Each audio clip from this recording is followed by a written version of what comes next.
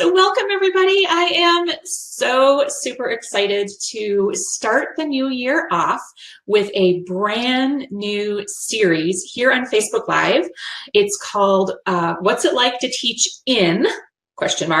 And our very first guest that we have on for this month is Nona Taylor. And Nona Taylor lives and works in Alaska. I'm going to let her tell you more about the details about where she lives in Alaska, but it's an island. So I am super excited to learn more about what it's like to work in a very different place. And we're going to ask her some questions and she's going to answer, and then we'll go from there. So welcome, Nona. Thank you. I'm excited to be here. We are excited that you could make it. So one of our goals with this show is just to get teachers outside the four walls of their classroom or their school and to get a global perspective on what it's like to teach in other places. And so let's just start with, have you ever taught in the lower 48 before? I taught for 12 years in Las Vegas. Most of it was in a special ed preschool self-contained program. And then I moved to Alaska and I've been there for 6 years. I teach for a school district, but I work with a Head Start program. So we work in conjunction together. Okay. So what brought you to Alaska? What made you make that move? Because Las Vegas and Alaska, I think those are like two complete opposites, right? What made you want to make that move? My daughter, I've always been a single mom, and my daughter went off to college in Florida, and we lived in Nevada. And I hit 50, and I wanted to do something a little bold, a little different. And I got a phone call from University of Nevada, Las Vegas, from the Head Start, from the head of the preschool program, asking me if I was interested in a job. They had gotten a call from the school district, and I called them, and I was hired within probably 20 minutes into the phone call.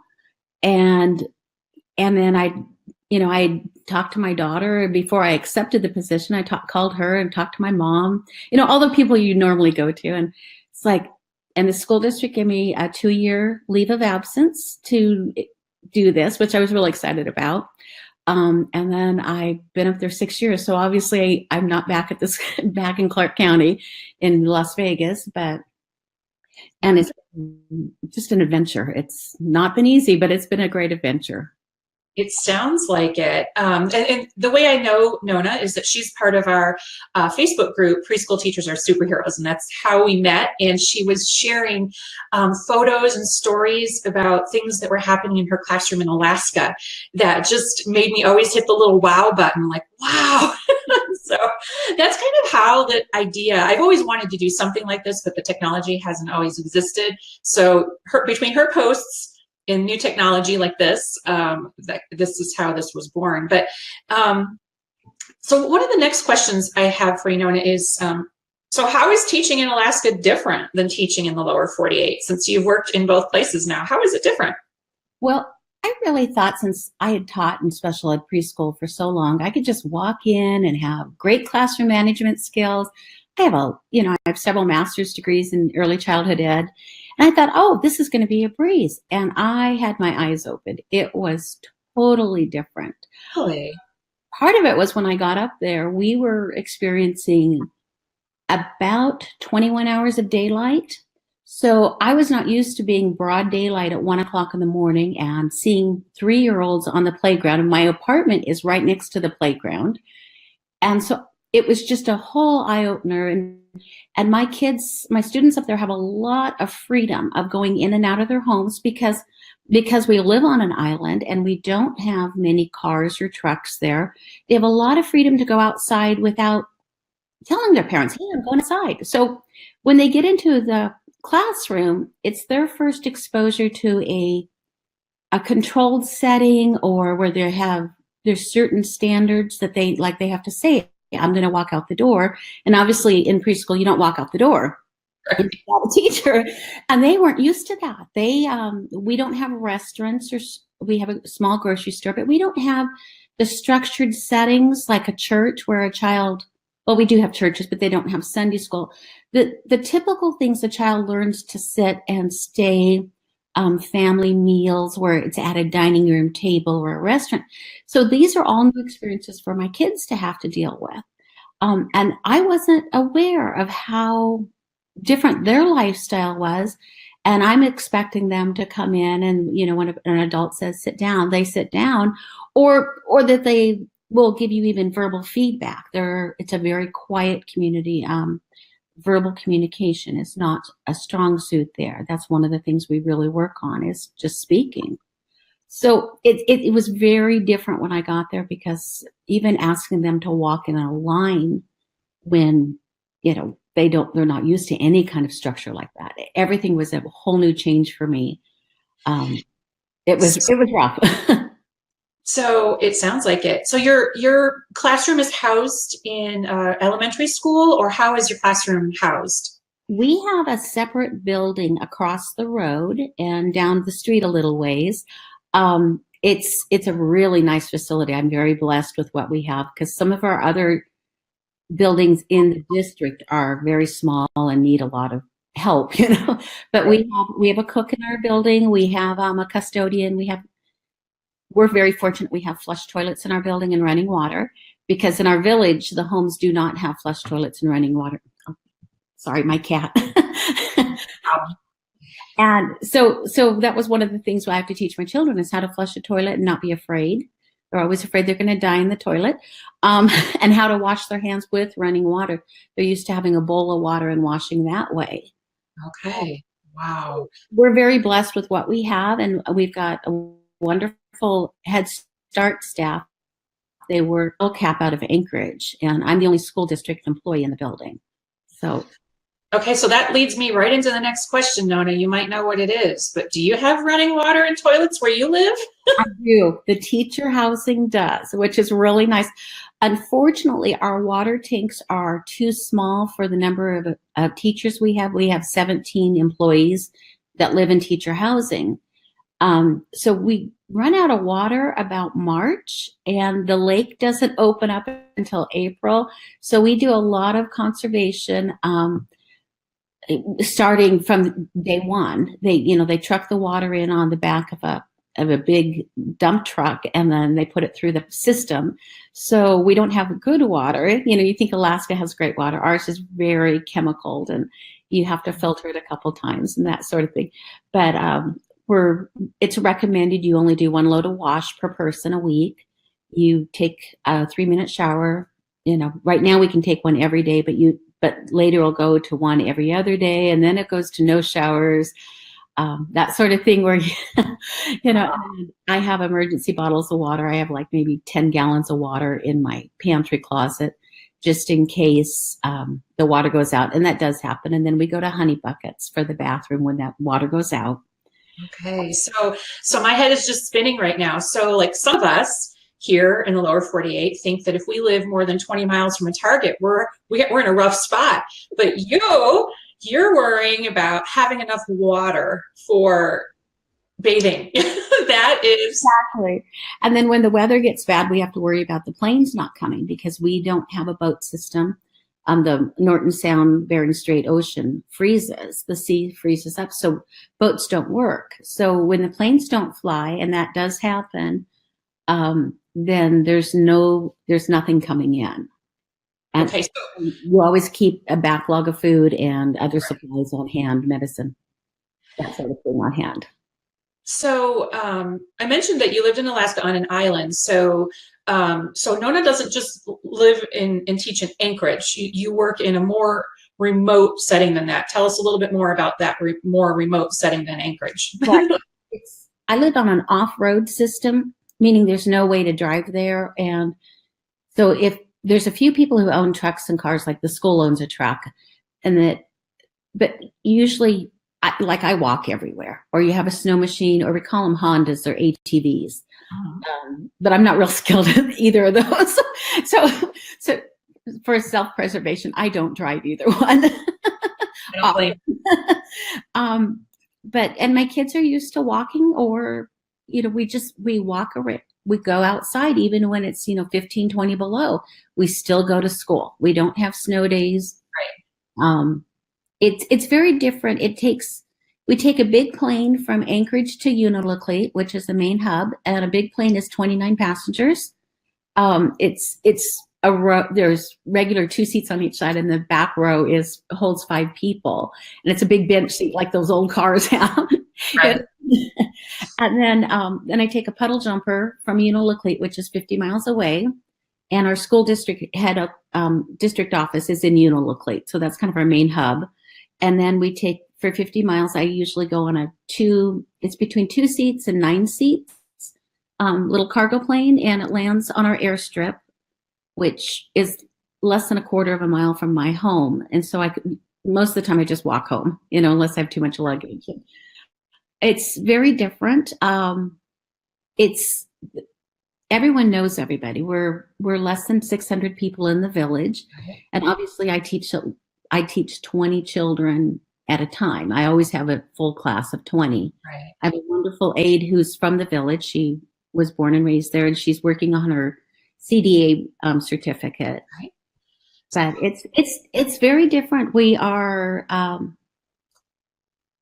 Yupik Indian village. So like even after I retire, I could not live there because unless I married somebody from the village.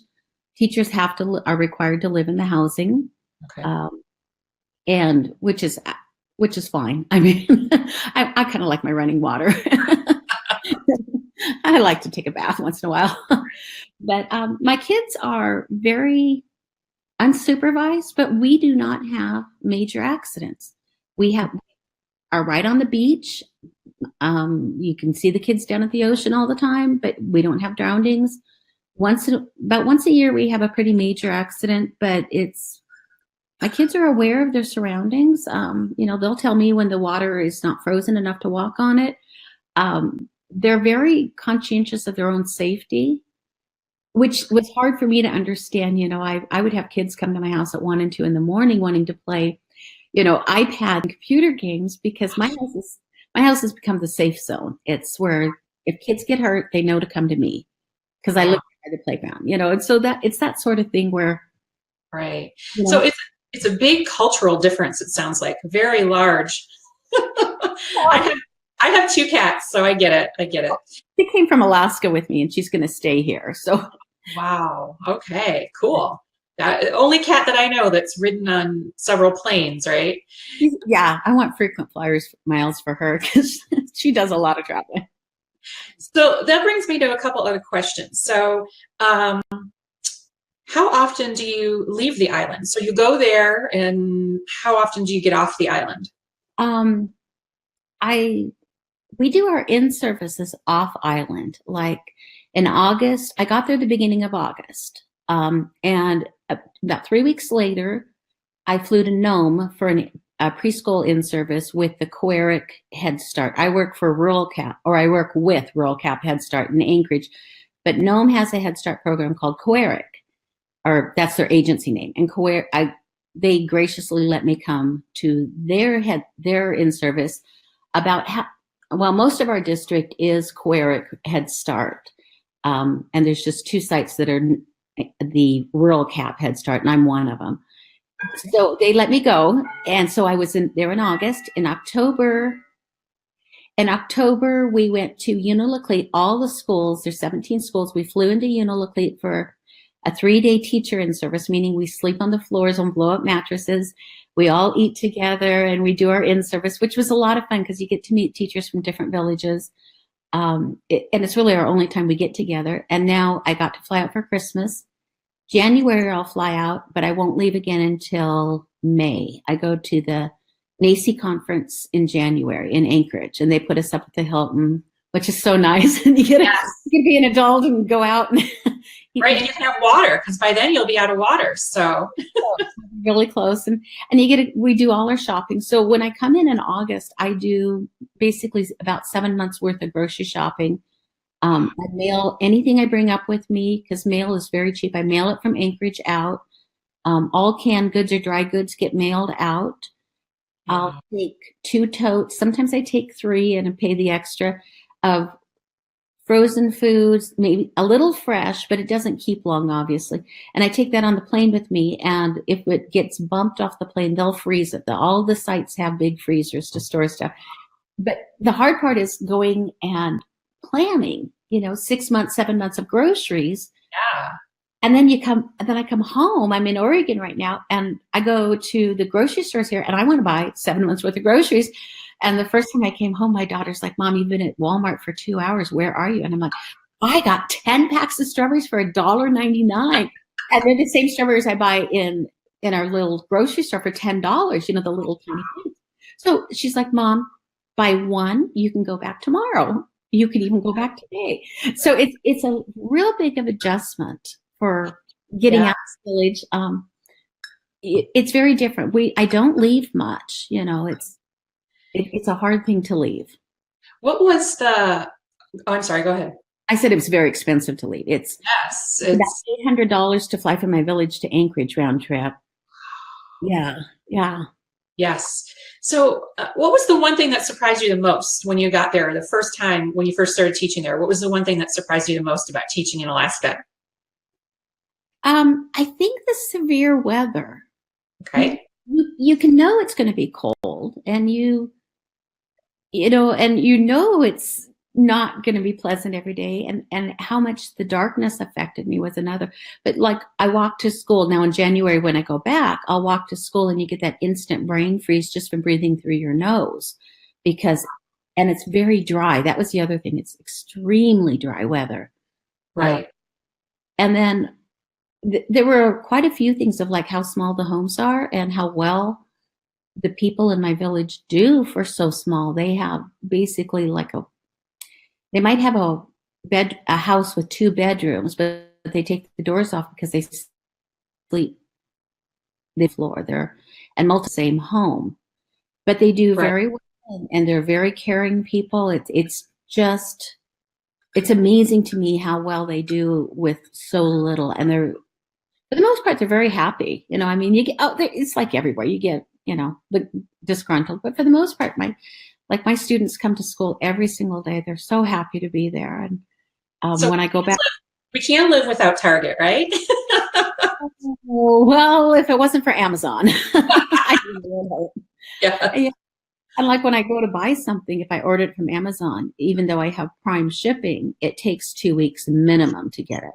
Sure. So I have to do a lot of planning. I'm already planned out and through February for my lessons, because if I want to order something like Valentine's things, I have to get it early. Right. Well, that keeps you ahead then.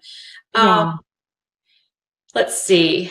You already told us about your housing. You live in housing provided by the school or the system that you work for, and that's an apartment, you said? I have a 2-bedroom apartment by myself, which I'm very lucky. If housing became an issue, I would have a roommate, but it's just, so fortunately I have a quilting room. I keep all my quilting. It's like, okay. That's a good Alaska hobby. Yeah, it keeps me sane. So the school pays for all that. I pay for it.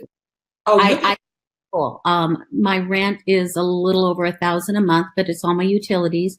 Comes right out of my check, so nobody ever is behind on rent. Okay, yeah, but it is teacher housing. Okay.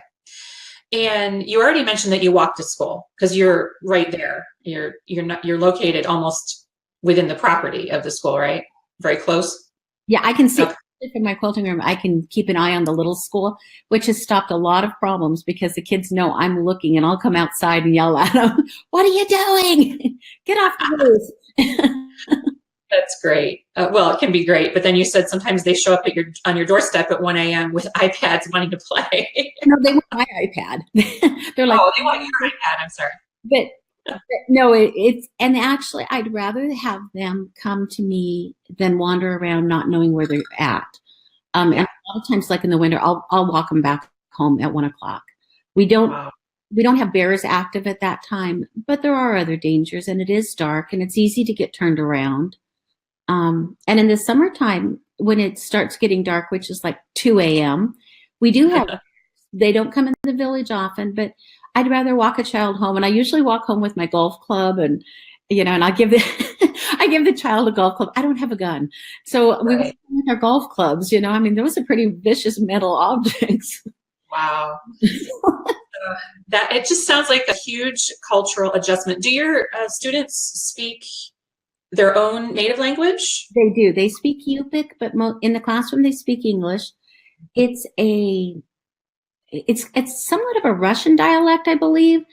I cannot pick it up. I can't even say the name of my school. It is like 14 letters long, and it has a G and a Q together with no U. And I mean, it's just like, it's one of those.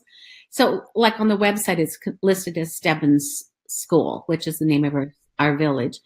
A lot of my older parents and grandparents speak Yupik, and they're teaching the little children Yupik, but there's a middle generation of the 20s and 30-year-olds who don't speak it very well.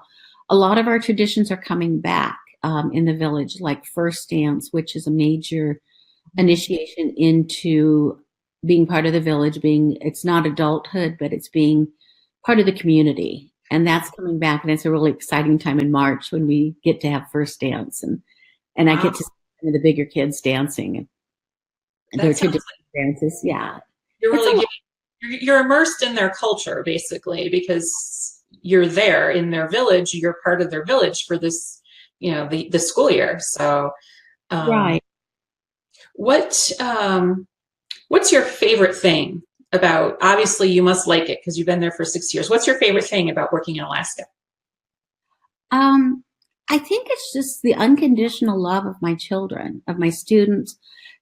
We have a really high turnaround in our villages, not just mine, but all 17 from the school district. I've been there 7 years, and there's only one person been there longer. He's been there, I've been there 6 years, and he's been there 7 years, and everyone else is new. So teachers don't stay. It's a hard life. We give up our family. We give up a lot of convenience.